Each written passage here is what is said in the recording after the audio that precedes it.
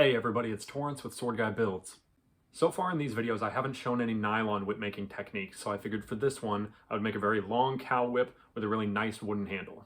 This should be a really interesting project and I'm very excited, so I hope you enjoy. So here I have the final geometry of the whip mapped out. It's going to be a 30-foot thong. The core is going to go halfway, 15 feet, and then the rest of it will be filled out with the drops. The plan is basically to swap colors between drops. I can start by prepping the core strands. These are all sequentially bound together and inspected for regularity in the taper. The overlay strands will be adjusted to account for the color swaps that will give it the fading effect, so I won't be able to get away with my standard math. Next, my overlay strands have the filler removed.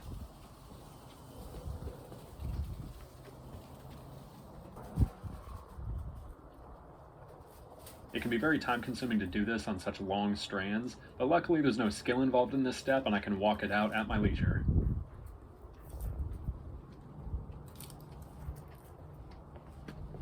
Next, I braid a small keeper that will serve as my handle connection and establish my initial diamond plait. A very important thing to remember when you live in abject squalor like a gremlin is to be aware of your surroundings and keep the work away from hazards. You definitely don't want to be the guy who has to completely redo one of your 50-foot strands because you spilled soda on it. Yeah, I wasn't proud of that.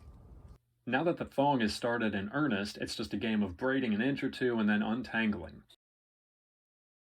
When all your strands are 20 to 30 feet long, it becomes borderline impossible to go any faster, or an otherwise manageable tangle turns into an actual knot and can totally ruin your day. In between braiding sessions, I prepare the wood for my handle. This will be a lamination of mahogany, oak, and purple heart.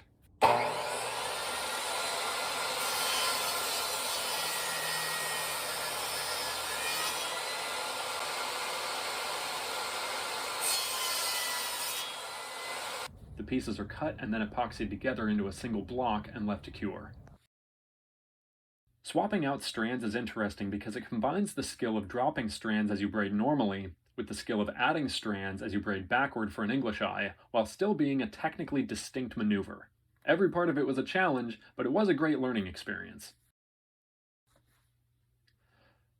Wood turning is one of the most immediately gratifying tasks in the shop because I get to watch the square block slowly hone into a more recognizable and ergonomic form.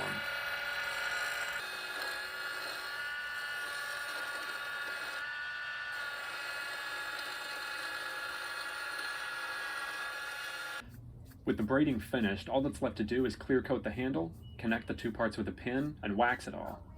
As a 30-foot whip, obviously it's pretty heavy, but it's still usable for long-range target work and some highly adjusted multiple cracking.